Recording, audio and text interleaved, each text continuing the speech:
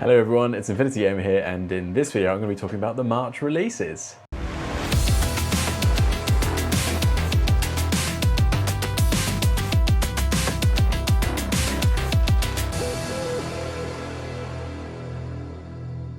So we've got a couple of the beautiful examples of the March releases here, and there's a couple that I really want to talk about because I think they're super cool.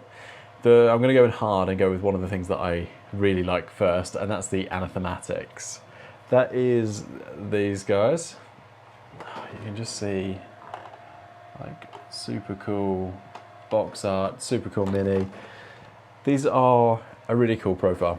They are available in Combined Army, vanilla side of things. They've got some cool features, but they come with a really big price tag to kind of match that.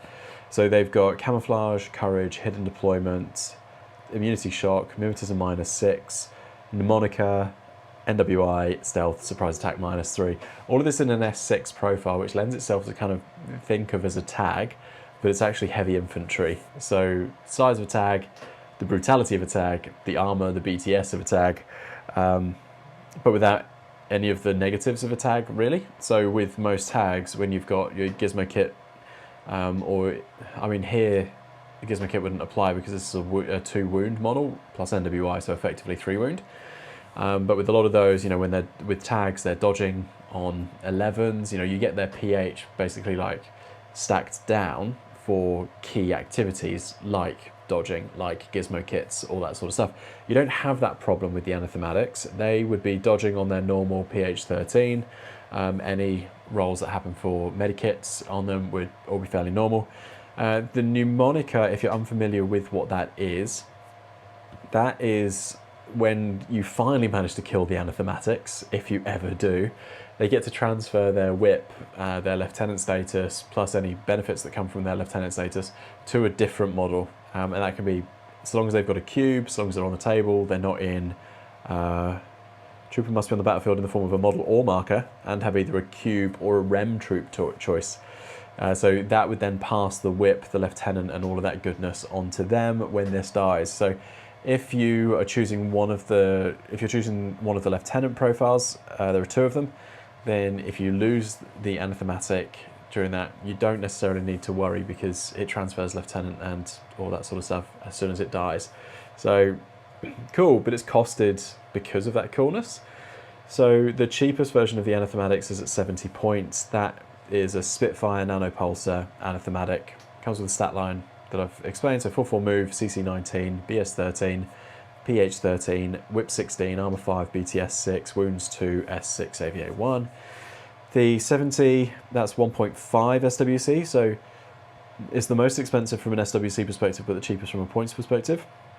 But then for only 1 point more, you can go for a Plasma Rifle Nanopulsar Anathematics, the Anathematics, which is technically what it is called, which I think is always a great way to spend that 1 extra point. You're saving yourself 1.5 SWC for the cost of 1 extra point, plus you're getting a Plasma Rifle, which in my mind is a lot better than a Spitfire, especially in the instances where you're likely to be using the Anathematics. Then you can go up quite nicely. One of the meatier ones is the Plasma Rifle Sepsitor Nanopulsar version. That's half an SWC. That is 77 points, which is quite nice. Sepsitor, if you haven't come across it, that uses the damage of the whip, which is good on a high whip model like this one. It's a BTS attack, it's disposable, it uses a direct template.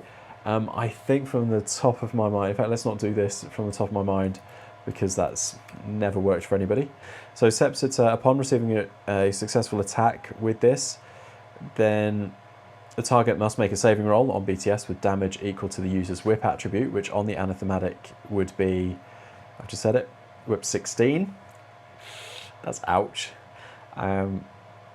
Critical hits with the Sepsitor cause the target to make an additional saving roll. If the target fails the saving roll, it enters the Sepsitorized state. The Sepsitorized state, so they've got to be cubed troopers in order for this to work, so there is a bit of a limitation on that.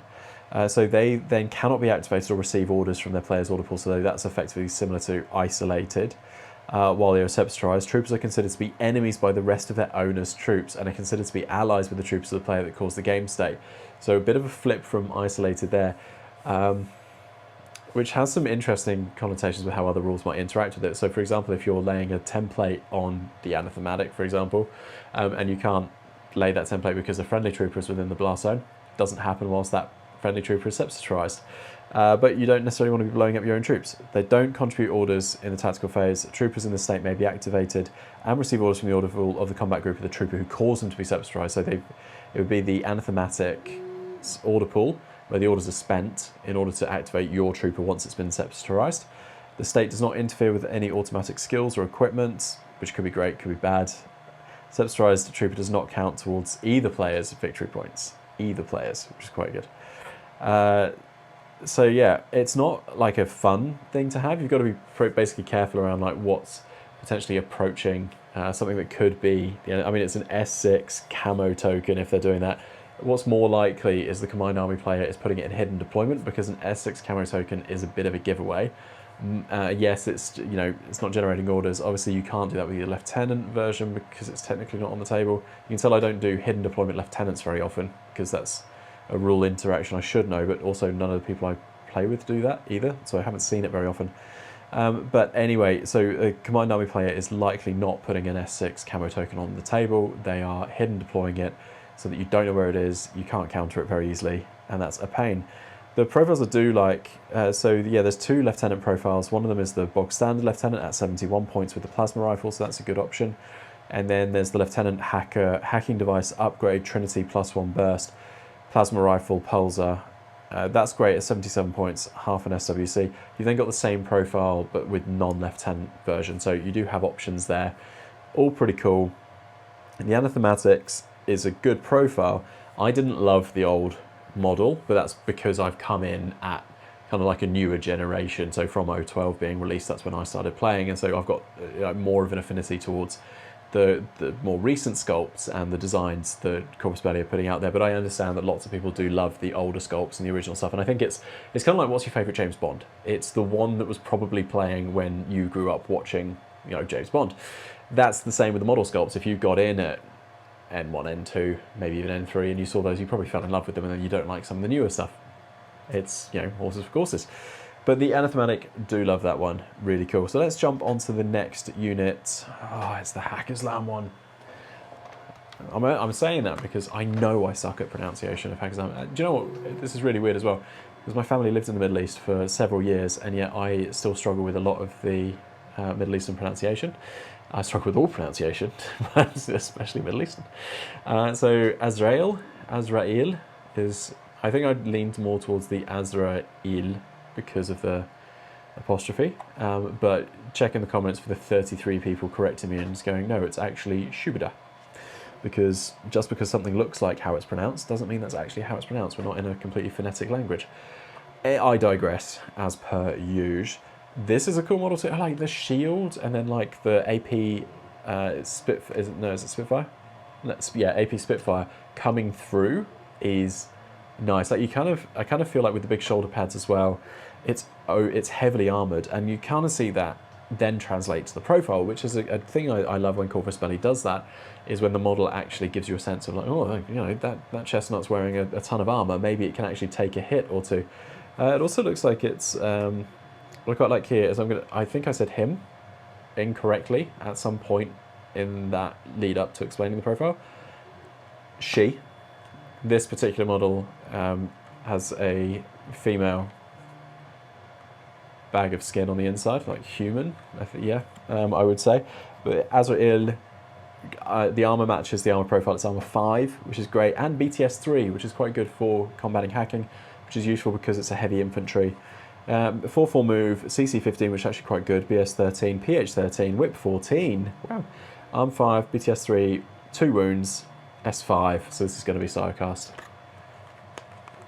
I feel really sorry for anyone who is just listening. Yeah, of course, Sirecast. Do you know what? I was confident, but I've learned that to not be too confident with these sorts of things. It felt like not metal. So S5 Sirecast AVA 2. A couple of things I love about this. BS attack +1 damage. When you're looking at an AP Spitfire that's already damage 14, taking that up to 15 is quite nice. Taking it up to HMG range on a burst 4. and it's got AP, which is lovely, and then this brings continuous damage to the BS. Continuous damage on an AP, I think is a really nice combo. I did have a look at the Fireteam compilation, and the Azrail Fireteam obviously is one that you can put this in. You could do 2 if you want. The points are 38, 33, so you could potentially do a duo of this, or the Hawa is the other reinforcement option there if you want to just take one of the Azrails and then take the Hawa. And because the Hawa's 20, 18, 16, it's around that low, it's that 20 or it's high teens, and so from a points perspective might be more economic if you take one of these, use it really forward, actually use it to shoot stuff. I think this is a bit of a tag hunter, because the AP on the armor is going to be really nice. Then the continuous damage on damage 15 is going to make it quite nice to just, only one shot has to go through and you'll burst 4. And so you can easily get that shot through, you can get that continuous damage actually doing some stuff. And yeah, I think if I played Haqqislam, I would be taking this because it seems simple. It's dodging on a pH 11, so it does have that negative because pH is 13. But the heavy shotgun version is also quite good, and I think it depends on how you intend to play it, obviously. But the heavy shotgun with +1 burst, then you've got +1 damage on that heavy shotgun, and you've got continuous damage on that heavy shotgun. I think if you could safely and comfortably get this up and in close distance, that heavy shotgun's going to be a really nice profile to do that on, because the heavy shotgun is damage 15 already, and so you're taking that up to 16. And that's, it doesn't really matter which profile you're using here, because the hit mode with the +6, if you get within 12 and 8 inches, that's got AP already, and so you'd same sort of thing as the AP Spitfire, but obviously very different range bands here. So it depends on whether you're going to be using this from a bit of a distance, up to 24 inches away potentially, and the AP Spitfire is going to be better, or if you're intending to run this in, so the gun there is the shotgun, of course, it's not the AP Spitfire. No, it's got to be AP Spitfire. No, so the reason for my confusion here is because it looks like a shotgun, and I've got my weapons up there to just confirm, but sadly I've got them from different factions, and the shotgun that I have up there is a Combined Army Shazvasti boarding shotgun, which looks nothing like, well, it looks similar. So my confusion was because it looks like a shotgun on the packet, but it says Spitfire AP on here, but then it's got like a barrel underneath, which made me think heavy shotgun shells. So that's just me visually not being able to tell Infinity weapons as well as I could be. It depends on how you're going to play it, as which profile you take, but the model is cool, the unit profile is cool. If you're a Haqqislam player, do you take this fairly often, and how do you typically run it? Or is it one of those ones that looks good on paper, but with various playstyles, it actually doesn't get much of a run at all? I'm really keen to hear how you play it if you're a Haqqislam player. And then finally, we've got one that I do know something about, because I've played them quite a few times. Zeros from Nomad. These are a bit of a staple whenever I play Nomads, because they give that midfield element that, Nomads doesn't struggle with that, but I think you can lean heavily into that midfield roadblock style things. So Zeros, well, it looks like there's like 8 profiles here. You've got some hackers with hacking devices, you've got hackers with killer hackers, you've got mine layer forward observer. It's the mine layer one that I take quite a lot with the shock mines, because then you can camo like shenanigans. This one is camo with mimetism -3, the mine you lay is camo mimetism -3, take 2 of them, it's AVA2, and then you've got 4 mimetism -3 camo tokens at the halfway line. That could be a bit of a headache for your opposition, kind of going, well, which ones are the zeros and which ones are the mines? They do have terrain total, which can be quite useful depending on your mission, and that's like the sum of it. Otherwise, their points are quite appealing for being able to include 2 of them in pretty much every list, because they're sitting at around that 24 at the maximum if you're going to be taking the hacking device one. The one I like, the mine layer, is 20 points and half an SWC, so for 40 points and 1 SWC, you've got, as I said, 4 camo tokens at that halfway line. Depending on your mission, that could be quite critical to stopping the advance of the enemy and stopping them from getting their objectives. In terms of the sectorials that they're available in, because that was vanilla Nomads, they are only available in Bakunin, which is also how I've played them, because I've played vanilla Nomads and I've played some Bakunin. The Zeros are pretty cool. They just kind of like go out there, hang out, and just cause a bit of a pain for everyone. Same profiles available in Bakunin, it looks like. Or at least the ones I take, they're there. Maybe the EM Mines deployable repeater, is that in? Yep, that is. That's a cool one too. But doesn't have mine layer, which is why I then take the mine layer version, because I'm trying to use it very differently. How do you use Zeros, if you have played them at all, and how cool is that one hanging off the staff? which just looks super random but super brilliant. I think the other two are like what I imagine Zeros to be, like faceless, just like hidden assassins. And then you've got this guy just with his fangs just hanging off this glowing bamboo stick, which is kind of epic. Yeah, let me know what you think of these March releases, and I will be back soon with another video.